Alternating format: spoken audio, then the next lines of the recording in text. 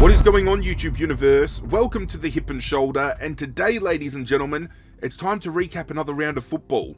But this time, we're doing it in the form of the final series. I don't think we have done this for a final series before, but at any rate, it's going to operate exactly the same as my home and away season round recap. We look at every game, we break down team statistics, we talk about if there's any injuries, any suspensions, anything worthy of note to talk about from within those games, and then I give my votes for who I thought was best on ground so we can determine a finals MVP. And this particular round of finals delivered some absolute banging matchups, including one match that might go down as one of the best finals we have seen played out in recent history. 8 teams have now become 6 teams, and I'm quite shocked to see the 2 teams that have been eliminated exit so early, because outside of the top 4, I gave these 2 teams the best chance to win the premiership this year. So that's probably just gone to show that my tipping is pretty fucking shit out, so you shouldn't rely on it.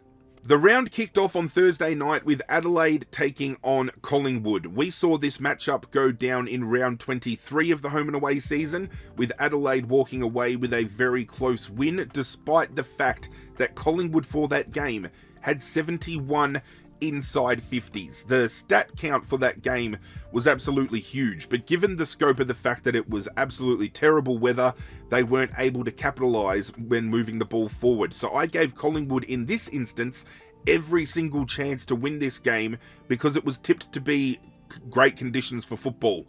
And we got given a insight into Collingwood that we haven't seen for a hot minute, because they have gone into this final series as the worst performing team out of the top 8. Within their last 10 games, I think they've only won 5 from 10, which is the worst return by any team that made the finals this year. And yet, they come to Adelaide in front of a huge crowd, backs against the wall. Adelaide tipped to win this game comfortably and stamp their way to a prelim, and Collingwood did everything right. And they exposed Adelaide in so many areas, with Collingwood walking away in the end with a 24-point win. And I think there's some things to talk about out of this game that are pivotal to not only Collingwood winning, but Adelaide's downfall. Before we dive into that though, we'll break down the match timeline just to show how the match played out quarter by quarter.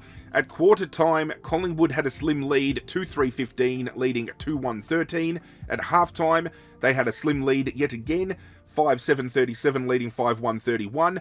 At three-quarter time, as we have come to see with Collingwood, they find a term where they assert absolute dominance, and the third quarter, mostly widely known as the premiership quarter, absolutely stood tall, and they ran 10-11-71 ahead of 8-4-52, and the final scoreline saw them win 11-13-79 against 8-7-55, a very low scoring final term, given the fact that there was only 1 goal 2 kicked by Collingwood, and Adelaide only managed to muster the 3 behinds for the term.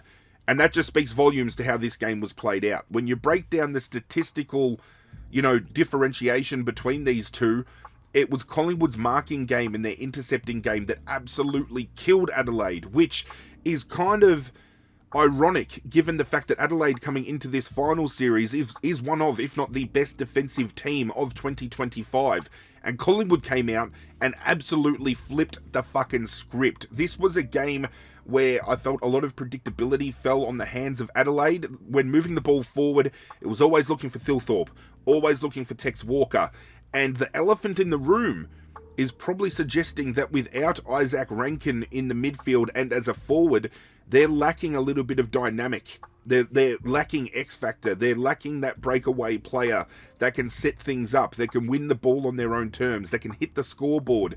Definitely did not look like the Adelaide that we have been seeing play for the most part of the AFL season, especially the second half. Collingwood had 66 more disposals for the game, which might not seem like much to some, but when you break down how this game played out, it was instrumental in setting up this win for them, especially with how we know Collingwood like to play the game. Having a look around the field, it was the efficiency with disposal in hand as well that absolutely trumped Adelaide, especially when it come to efficiency inside 50, because while the disposal efficiency for general play was the way of Collingwood by about 6%, inside 50, Adelaide ran at 38% against Collingwood's 53.1. That is absolutely huge. To run 15% better than your team inside 50, again, doesn't seem like a large percentile, but turns the game on its absolute head when you run the numbers against it. The stoppage count, the clearance count, Adelaide actually did find some ascendancy in the midfield, which is quite surprising because I would rate Collingwood's midfield core just ahead of Adelaide's midfield core. Just my personal opinion. Please don't pull out your torches and your pitchforks. But it was the uncontested possession game of Collingwood that set this win up. They ran that stat line 220 disposals ahead of 158. That is huge, especially when you break down the mark count. Adelaide had 77 marks for the game. Collingwood took 96. You take away the fact that 16 of those were taken inside 50. That is still 80 marks for the game. And when you take away the 13 inside 50 marks that Adelaide managed to muster, that still only leaves them running with 64 marks. They still clear them by 16 marks around the ground. And how is that a big stat, you ask? Well, ladies and gentlemen, I will tell you. The intercept game of Collingwood was absolutely incredible in this game. And considering Adelaide are marked this year as the best defensive team in the comp, Collingwood flipped the script and beat them at their own game. It was absolutely huge. When you look at the player stats and you break down the marks, for example, Darcy Moore for the game had 10 marks.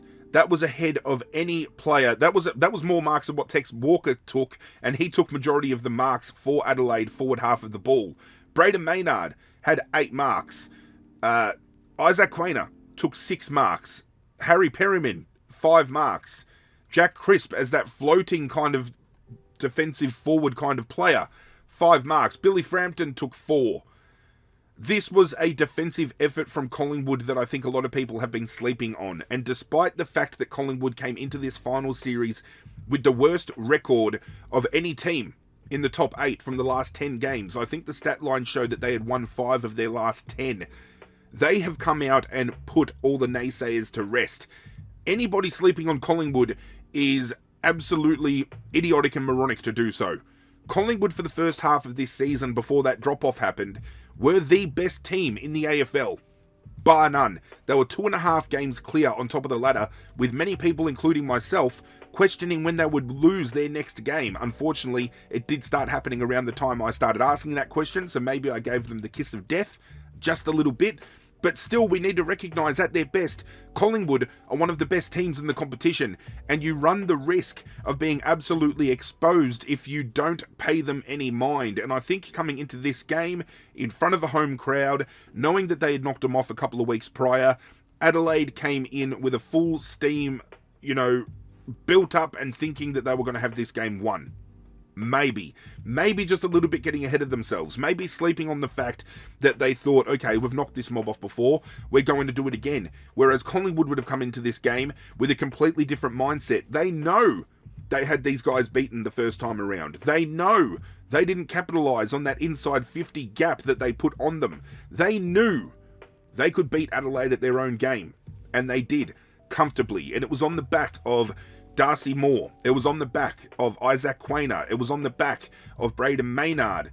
These players all defensively standing tall and just absolutely shutting the forward half down of this Adelaide team. It was incredible to watch. 52,187 turned out to this game. It was a experience to behold as a neutral supporter, just seeing a packed Adelaide Oval, jeering and cheering.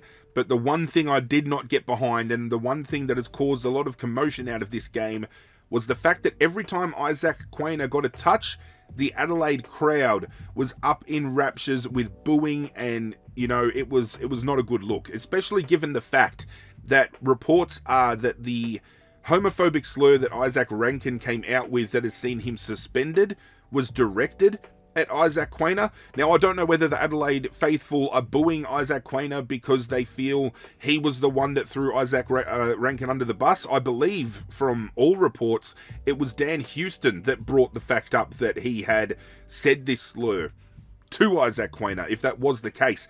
But this just compacts the issue so much more so. It's caused such a conundrum because you've got the Adelaide crowd booing Isaac Quaynor. Now, that could be taken in many different retrospects because we know historically Adam Goodes and, linking the booing and jeering that he copped and kind of pointing it towards racism. I still firmly believe they weren't booing him because he was Aboriginal. They were booing him because he thought he was bigger than the game and he was an absolute fucking flog. That's just my personal opinion. But Isaac Quaynor hasn't done anything to warrant this behaviour. So I don't understand where this booing is coming from. If we see Adelaide Collingwood face off in the grand final, for example, is this going to be something else we see? It's going to be compacted even more by the fact that if Adelaide do make the grand final and Collingwood find themselves there, Isaac Rankin will be available for selection. And this herein poses the problem that the AFL have now backed themselves into a corner with lessening his suspension in the first place. He should have missed the rest of the year if you were going off of precedent set with the other homophobic slurs that have been made this season. It was set that it would start with X amount of weeks. Any other person that has been charged with homophobic slurs will have that plus a week added on top. And that on precedence alone should have seen Isaac Rankin miss 5 to 6 weeks. Now, I know there's some people saying, it's only a word, it's only worthy of a fine. If you're going to suspend so many other players, you need to follow up on that precedent, and it's something that the AFL have absolutely fumbled, which we're not going to get into further, because they love to fumble shit like this, which is absolutely bullshit. But Collingwood winning this game stamps their way to a prelim final. They are one win away from making the 2025 grand final, which again, if a lot of people coming into this final series had written them off about, you're being silly, because Collingwood at their best are one of, if not the best. So they came out and they proved that in a big way. They didn't need to be the over-exuberant forward half. They showed this week. They dropped Dan McStay. They brought in Mason Cox. A lot of people questioned that selection. Sam McClure coming out this week and saying that Mason Cox is the third best ruckman in the competition is fucking egregious and so wrong. I mean, he named Gawn and Grundy and then he's suggesting Mason Cox is the third best, when we know for a fact there is still Tristan Sherry going around, Rowan Marshall, we still have Tim English, Riley O'Brien from Adelaide. I would rate him as a better ruckman. Toby Nankervis is a better ruckman. You could name probably 10 other ruckmen. Some teams have backup ruckmen that are better than Mason Cox. I mean, Fremantle's got both Luke Jackson and Sean Darcy, both of which I rate ahead of Mason Cox. However, Cox did come in and play a role. And statistically, if you put him in this game up against Dan McStay from round 23, even though we're splitting hairs, Mason Cox did have the better performance. Even though he swung an errant arm that could have knocked out Isaac Quaynor, which would have been absolutely meme-worthy. But, alas, I think the selection went down well. No Jeremy Howe in this defensive lineup, yet them getting so much defensive ascendancy in this game was huge. You cannot understate the fact that Jeremy Howe's probably been their better defender for recent years. Taking him out, a lot of people would have thought maybe the intercept game drops a little bit, but no. And this is where I questioned coming into this final series whether or not Collingwood's lack of key depth was going to hurt them. And they've turned my opinion around exponentially. So much so. I could keep talking about how impressed I am with Collingwood because this game just set the tone for their final series. They have gone and come out and said, you've been sleeping on us. We're here to win. And they could very much so be looking at another Premiership Cup, which a lot of people are saying anyone but Collingwood. I wouldn't mind seeing them win it again, because if they can turn shit around and do it coming into a final series where they're the worst performing team, they well and truly deserve to win that flag. Turning attention to the three best players that I thought were on the field, I have gone all the way of Collingwood, and I think these three players were incredibly instrumental to not only setting up the win, but just their influence on the game in key moments stood tall above all else. One vote I gave to Braden Maynard. I thought his defensive pressure in this game was absolutely elite. He had 20 disposals, 15 kicks and 5 handballs, 8 marks, 4 tackles, 1 clearance, 554 metres gained, and the 1 score involvement. I don't blame him for having little to no score involvements. It's not the role he plays, but the role he did play was absolutely huge. The 2 vote I gave to Jordan De Goey. I make many jokes about him being a Timu Dustin Martin, but there is something about Jordan De Goey and final series that sets him alight. He can be a Dustin Martin type player in the fact of when it comes to finals, he can be that X factor for Collingwood. He can just go to another gear, and he was absolutely huge in this game. 26 disposals, 11 kicks and 15 handballs, 3 marks, 7 tackles, 6 clearances, 332 metres gained, 1 goal, and 5 score involvements. But best on ground for me was Darcy Moore.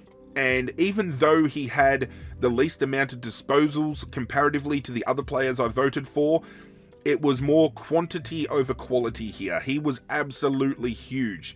He had 13 disposals, which were 10 kicks and 3 handballs. All of his disposals were intercept possessions. 13 intercept possessions for the game. He, by many regards to a lot of the commentary teams, people on social media, are suggesting that this is one of, if not the best game that Darcy Moore has played. That is a huge call, but I tend to agree because he was absolutely on fire. He was gobbling everything up. He made Tex Walker his bitch. He also had the 10 marks for the game, laid 3 tackles, and had 333 metres gained. No score involvements, but you're playing deep full back, and he just completely unglued that entire forward half. All the time, they were looking for Tex. Riley Thilthorpe was going up the ground, playing more of a ruck role, and we know that's the role he plays, but just banging the ball long, hoping that Tex will pluck a mark when you've got Darcy Moore sitting in the hole, absolutely unravelled Adelaide.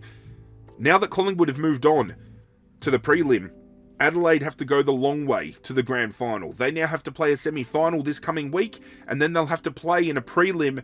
I think if they win their semi, they'll be playing against Geelong at the MCG, which would be a huge game to watch. One of the best forward striking teams against one of the best defensive teams. I think that would be a tantalising prelim to watch. But they've got a bit of a roadblock coming up because they're going to be taking on a team that is running red hot. We will get to that momentarily. But Collingwood, through to a prelim, 1 win away from another crack at a premiership. Who would have thought heading into this final series this would have been the case? We shift to Friday night, which saw Geelong hosting Brisbane at the MCG. Now, a lot of conjecture talking about the fact that Geelong should have been playing this at GMHBA Stadium, but I tell you right now, I'm not sure about the capacity at GMHBA when it comes to the seating, but the MCG had 86,364 people in this game watching it live. This was a huge final with huge ramifications. We have a Brisbane team that has been probably questionable when it comes to their consistency this year, taking on Geelong, who has firmed as a premiership favourite, and not just that, but obviously all eyes on Geelong given the fact that Jeremy Cameron's on 100 goal watch. I don't think he's going to make it. He only managed to kick, I believe, 2 goals in this game. That's going to make it incredibly hard given the fact that they have booked their way to a prelim having won this game. So that now leaves only the prelim final and the grand final. And I don't think we are going to see Jeremy Cameron kick, or it's going to be more than 15 goals, right? It has to be. I don't know what the exact number is right now. I'll probably do some research in post-production, but I don't think he's making it, especially if they're going to be playing potentially Adelaide in the prelim and then taking on potentially Collingwood, who has just stood up really tall and showed that their defensive efforts are absolutely well and truly up to the task. This was a very interesting game because I actually thought Brisbane, given the fact that they had ran better away from the Gabba, were a real red-hot chance in this game. Unfortunately, that was not the case at all. And even though you could argue that they were only 12 points down at quarter time, Geelong had all the momentum from start to finish. Brisbane might have gotten the first couple on the board, but it was all the way of Geelong all the way home, and they have just come and proven to the competition they very well might be the team to watch. Breaking down the match timeline, at quarter time, Geelong led 4-6-30 to 3 straight 18. At half time, it was 8-11-59, leading 7-2-44. Three-quarter time was 13-12-90, leading 9-5-59. All but done and dusted at that point in time. Probably at three-quarter time, only suggesting how big the margin was going to end up being. And the final term saw Geelong win 16-16, 112 against Brisbane's 11-8, 74. The biggest story out of this game was the fact that Lachie Neale came off with a calf injury, and I haven't seen much spoken about it yet this week, but a lot of people are suggesting this could be a potential season-ending calf injury. They have already confirmed that Eric Hipwood has ACL damage, so he won't appear, I don't think, for the rest of the year at least. And now we have Lachie Neale, potentially with a calf injury, missing as well. So their full forward is gone. They are missing a dual Brownlow medalist and one of their better midfielders. And now, all of a sudden, out of the blue, it is now being brought to light, and I'm only saying this on a rumour mill kind of thing, so don't put much grain of salt into this until rumours are confirmed. Apparently, Lachie Neale, for family reasons and under contingencies, is considering finishing his career over in Western Australia again and taking Fremantle off the table. West Coast looks like a potential move for him, and given the fact that West Coast are already looking at potentially picking up Brandon Starchevich, they've already got the number one pick, they've put in a compensation package plan to potentially get another first round pick. They're hoping to get pick 2 compensation for Oscar Allen, who is also going to Brisbane. So could we see Lachie Neale playing at West Coast in 2026? That could be huge. That could have some huge ramifications on Brisbane's midfield moving forward. But obviously with players like Zach Bailey getting more midfield time and Cam Rayner coming through the mix as well, it looks like Lachie Neale's time within that midfield core could be becoming less and less, with these younger kids now starting to come in and have some influence. So who knows? This game, I was just very surprised that Brisbane weren't up to the task as much as I thought they would have been. They broke down around the field in many retrospects. I thought the midfield core would have stood up tall, and it's funny because when you break down the player statistics of this game, majority of the leading, players on the field, in fact, the top 5 rated players in this game, despite the fact that Geelong won this by 38 points, the top 5 rated players on the field are all Brisbane. Josh Dunkley, Dane Zorko, Darcy Fort, Lachie Neale, Will Ashcroft. It's then, unfortunately, few and far between, because the next, 1, 2, 3, 4, 5, 6, 7, 8, 9, 10, 11 players are all from Geelong. And then it's just a mix and change in between of who was the better out of the lot. Just some stats to rattle off here. Charlie Cameron only managed 2 disposals for the game. 2 disposals. Logan Morris had 6 touches. Levi Ashcroft only managed the 13. Callum Archie only managed the 14. Hugh McCluggage only managed 14. This is wild. Jared Berry had 18. Zach Bailey had 27, but he must have butchered the ball quite a bit because he's not as highly rated as what he should have been for 27 disposals. But this was a game where, I don't know, it was just set up for Brisbane to capitalise and win, but they just failed to do so. There was not enough players ready to stand up to the occasion, and they just expected, I feel, a certain crop to get the job done, and it wasn't good enough. Brisbane won the disposal count by 40. They had less inside 50s, which obviously hurt, especially when 13 of them is the differentiation. They had better disposal efficiency around the ground. They did run 13% worse inside 50, which is weird. They dominated the hitouts, 60-39. They lost the clearance battle by 1. Imagine having so many hitouts to quoted to yourself. The average hitouts for Brisbane for the season has been 39.3, and they had 60 in this game. Darcy Fort alone had more than 50 hitouts on his own and still couldn't get the job done.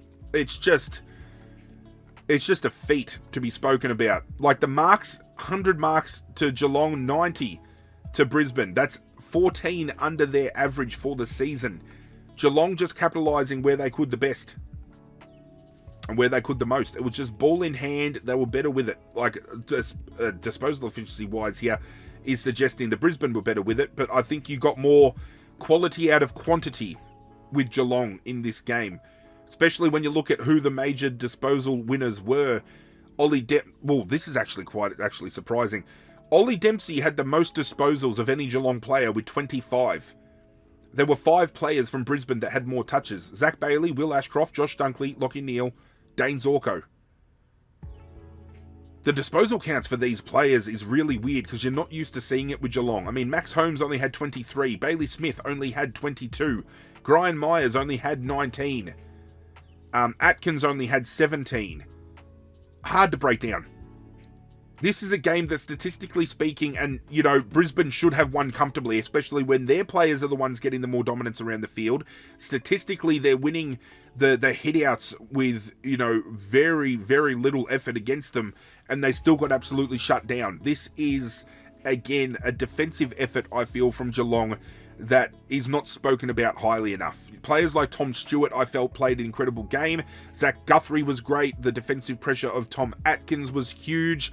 Ollie Dempsey just continues to go to another level. I actually think he was stiffed of an All-Australian mention this year because I thought on the wing, Ollie Dempsey probably would have been a decent shout for All-Australian, but it fell the way of Geelong. 38 points. They just find ways to make prelims. Geelong, regardless of how their seasons have gone, when it comes to the pointy end of the year, they are always there. They always find a way. It's hard to knock them when they play this damn good. Breaking down the votes for this game, found it a little bit tough to throw some votes around given the scoreline, but also the statistics of the players that played. So I'm hoping the 3 I landed on were the correct 3. I feel the one I gave best on ground to is clear, but outside of that, I feel you could raffle some of these spots off. But the one vote I gave to Tom Stewart, I thought his defensive game was absolutely pivotal to Geelong in this game. He had 22 disposals, 19 kicks and 3 handballs, 7 marks, 3 tackles, 520 metres gained, 1 goal and 3 score involvements. The 2 vote, hard to look past Dane Zorko. He was one of, if not the highest rated player on the field, even though he was in a losing team. Got to give him his just desserts here. 35 disposals, which was the most disposals by any player on the field, broken down to 26 kicks and 9 handballs, 7 marks, 3 tackles, 2 clearances, 776 metres gained and 5 score involvements. And best on ground to me was Ollie Dempsey. He had 25 disposals, 13 kicks and 12 handballs, 6 marks, 3 tackles, 3 clearances, 375 metres gained, 3 goals, and 9 score involvements. Punching their way to a prelim again, Geelong. So we could potentially have on our hands Geelong versus Collingwood, which I think would be absolutely brilliant to see. The 2 teams that could square up potentially against Geelong down the line, however, both have some decent claims to this premiership run, and we're about to speak about these teams moving forward. But for Brisbane, they have booked themselves a semi-final against... Well, actually, it's going to be a great semi-final because even though we're going to touch on it in the final game, we are going to get ourselves a rematch of the Q Clash, which has many kind of connotations and discussion points in its own right. So we'll get to that when the time comes. But this is setting up a huge semi-final, one that I don't think many would have seen coming, but it's getting a lot of people excited, especially the neutral fans. I think we're eating good in this final series, so much so. The final 2 games of the round were played out on Saturday afternoon, the first of which was at NG Stadium with GWS hosting Hawthorn, and I earmarked this game as potentially one of the games of the round, because both of these teams run a very similar brand. We know the Orange Tsunami is very hard to stop. That rolling press from half back to half forward is absolutely beautiful to watch. But then you've got Hawthorn, the Hollywood Hawks. Their handball game is running at almost the exact same point as what GWS runs. So to have 2 teams going head to head, running a very similar style of gameplay, was very exciting for myself, at least as a neutral supporter, to take on board, because we knew we were going to be in for a ride. And holy shit, did this game deliver some absolute cinema. It was Hawthorn winning this game in the end by 19 points. However, when you look at the match timeline, the game had so many pivotal turning points that whether you were a GWS fan, whether you were a Hawthorn fan, whether you came into this game as a neutral fan, this was an exciting game of football to watch for many different reasons. The match timeline breaks it down for us, and we can ride the wave of momentum as we talk about it. At quarter time, Hawthorn led 7-2-44 to 3-2-20, 24 points clear, and asserting absolute dominance early, and that continued into halftime with Hawthorn leading 11-3-69 to 6-5-41. Three-quarter time, however, saw a miraculous comeback, one of the biggest comebacks and turnarounds I've seen in recent finals history at least. 42 points GWS came down by, and at three-quarter time, Hawthorn led 13-7-85 to 12-7-79. A single goal in it after being 42 points clear. The first goal of the final term was kicked by Jesse Hogan to stem the flow. GWS then hit the front very marginally, and then we saw an arm wrestle go back and forth, and every time GWS looked to score, the ball would get turned over and Hawthorn would find a way to hit the scoreboard.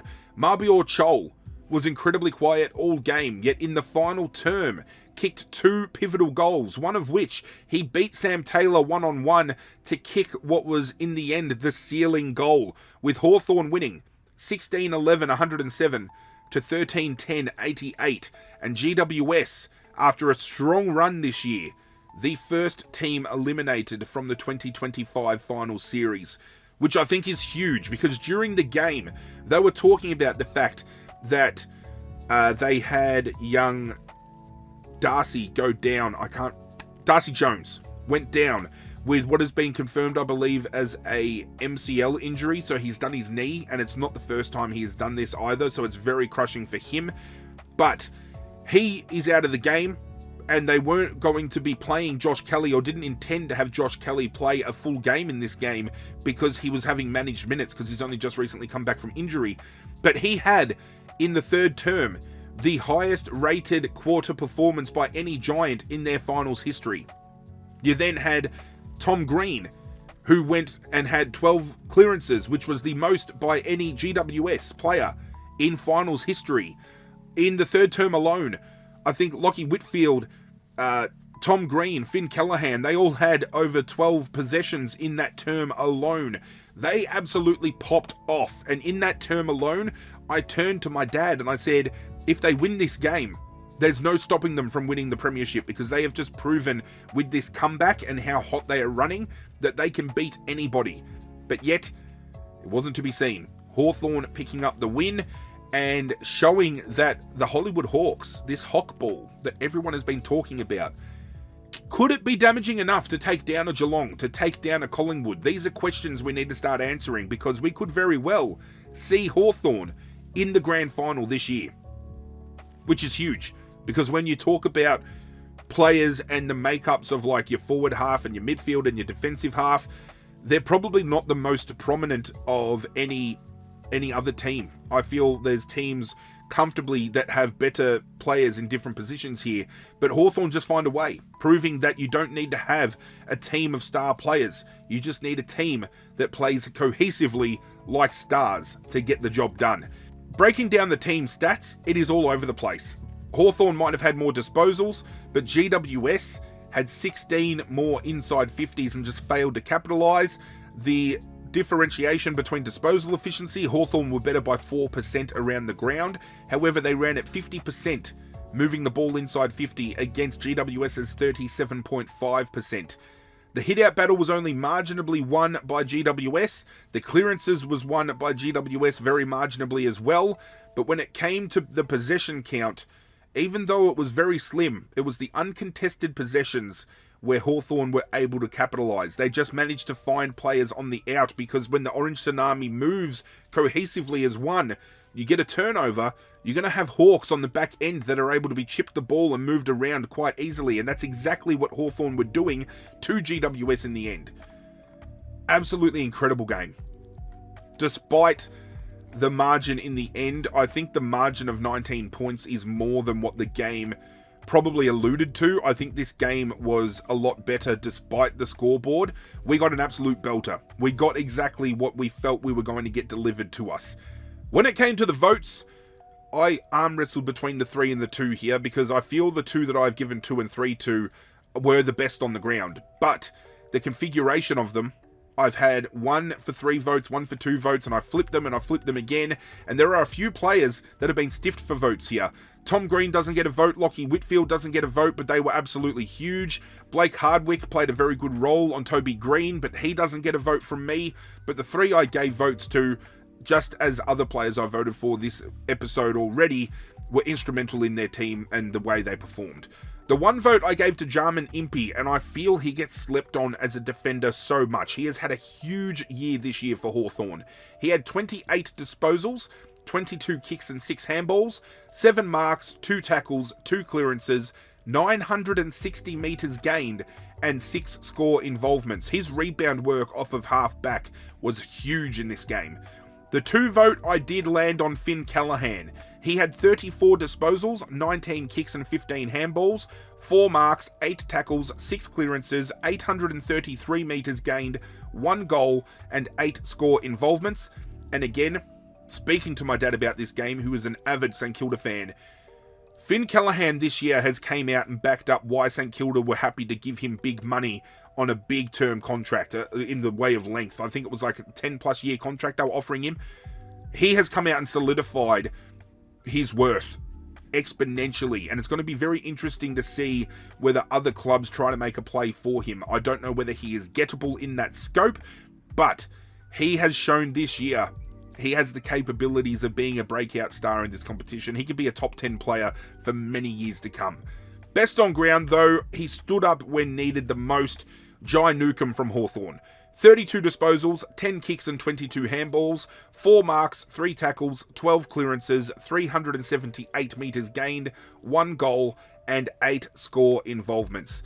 This does mean, with Hawthorn winning, they will travel to Adelaide this coming weekend to try to topple them on their home turf to move on to a prelim, which would see Hawthorn versus Geelong, I believe, which would be huge because we know that rivalry runs deep. And could we see Hawthorn go to Adelaide and knock off Adelaide and kick them out in back-to-back sets, and then go into a prelim against Geelong at the MCG and beat Geelong to stamp themselves into the grand final?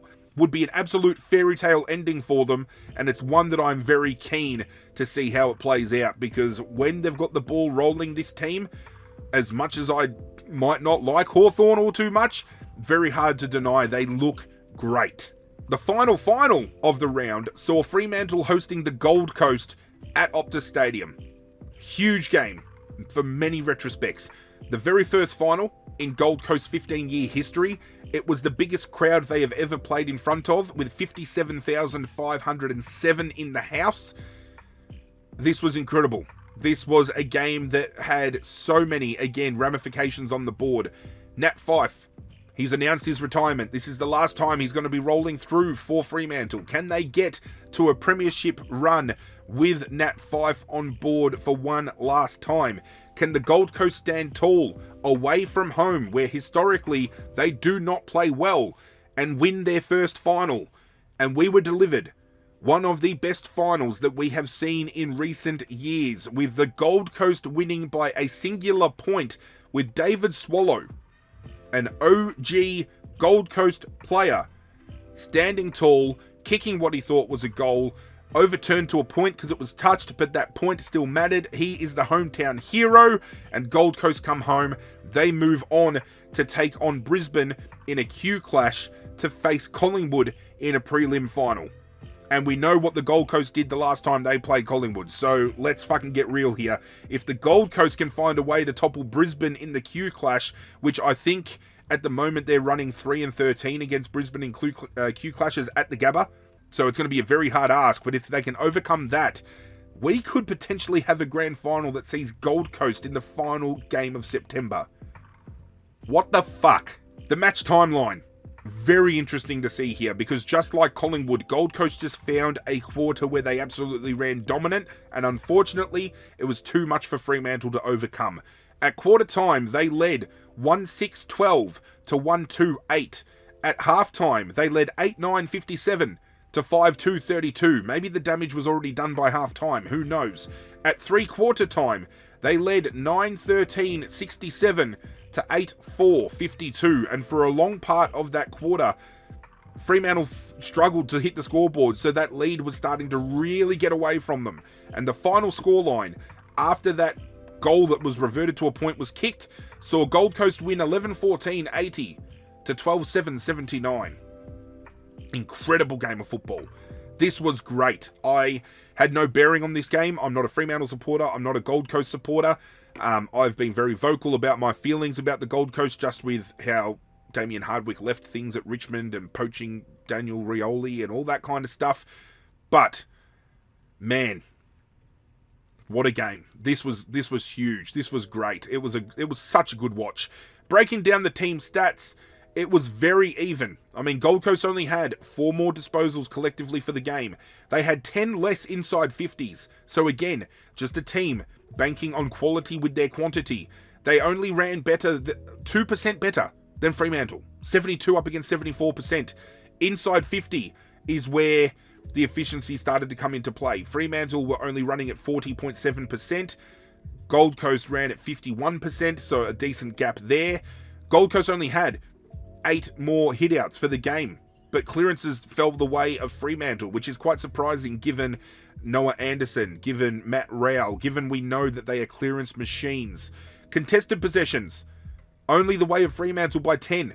Only 2 more uncontested possessions by Gold Coast. So this was a genuine arm wrestle. More marks to Fremantle. So you would have thought, with how they like to intercept and play the ball around that back half, they would have maintained possession enough to get the job done.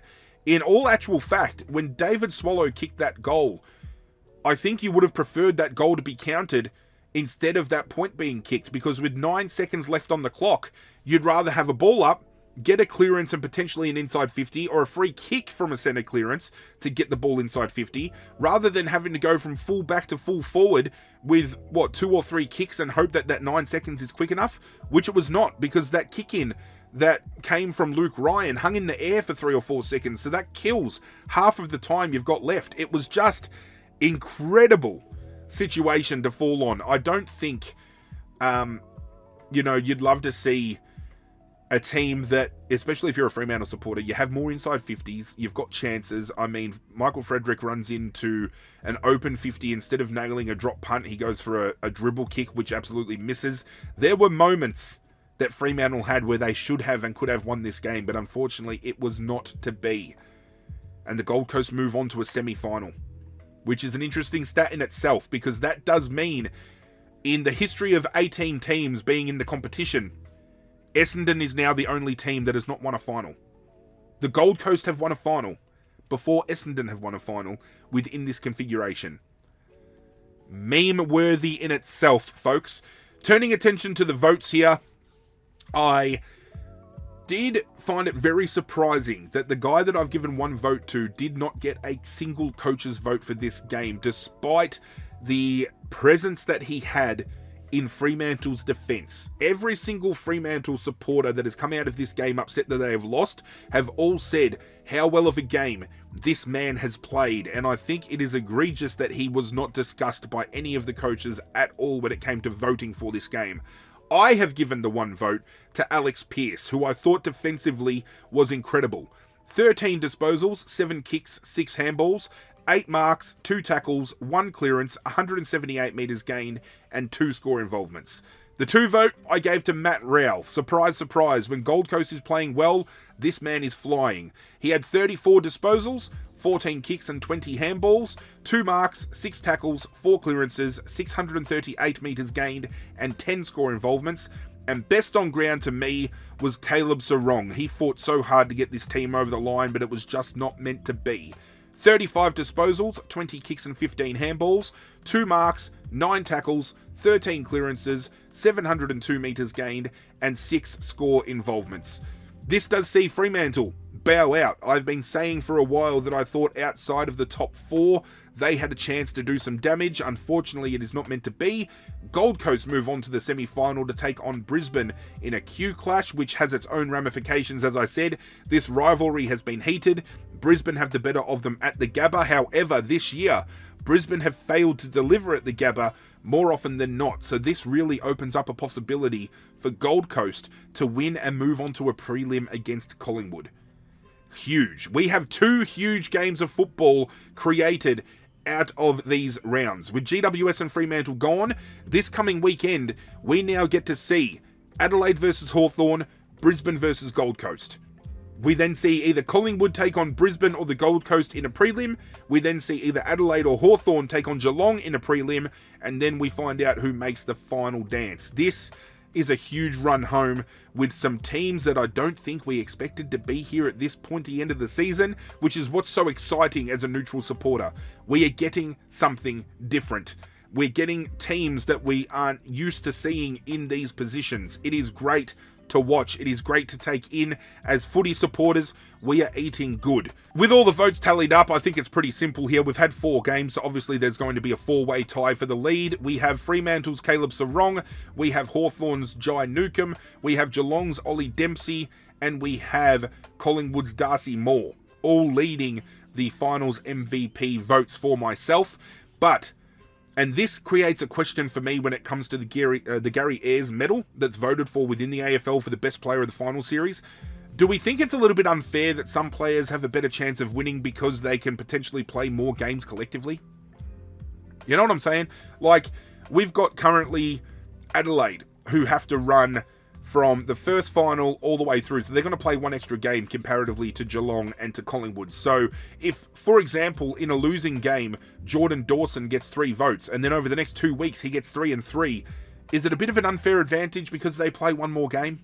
I don't know. I'd love to know what your thoughts are in the comments down below. There is only one thing left for me to do before officially recapping the round, ladies and gentlemen, and that is to announce my team of the week for the first week of the finals, which is always going to be contentious because it's based on my own opinion. So if you agree, if you disagree, sound off in the comment section down below. But this is where I landed for my team of the week for finals week 1. In the back line, we have Blake Hardwick and Jarman Impey in the back pockets and Darcy Moore at full back, with Dane Zorko and Lockie Whitfield on the half-back flanks and Tom Stewart at centre half-back. In the centre, we have Oliver Dempsey and Steele Sidebottom on the wings, with Caleb Sarong in the centre. In the forward line, we have Jamie Elliott and Jack Ginnivan in the forward pockets and Jack Gunston at full forward, with Jordan De Goey and Bailey Humphrey on the half-forward flanks and Riley Thilthorpe at centre half-forward. In the ruck, we have Lloyd Meek, Matt Rowell in ruck rover and Jai Newcomb in rover. On the interchange, we have Alex Pearce, Braden Maynard, Finn Callaghan, and Tom Green. The sub for this week is Josh Kelly, and the coach for this team this week is Damien Hardwick. That is it, ladies and gentlemen. The round has been officially recapped. When we return, we will be looking at the semi-finals between Brisbane and the Gold Coast and Adelaide and Hawthorn, and the next video that drops will be the tipping video for said teams, so keep an eye out for that. Thank you for joining me. Do hope you guys enjoyed. If you did, do me a favor, hit that like button down below. If you're new around here and you want to get on board the community we are building, feel free to hit that subscribe button. There's many of discussion points we've had in today's video, as well as always having an open floor for content you would like to see. So let me know in the comment section down below. But that's it from me, guys. I'm out of here, and as always, I will catch you guys next time.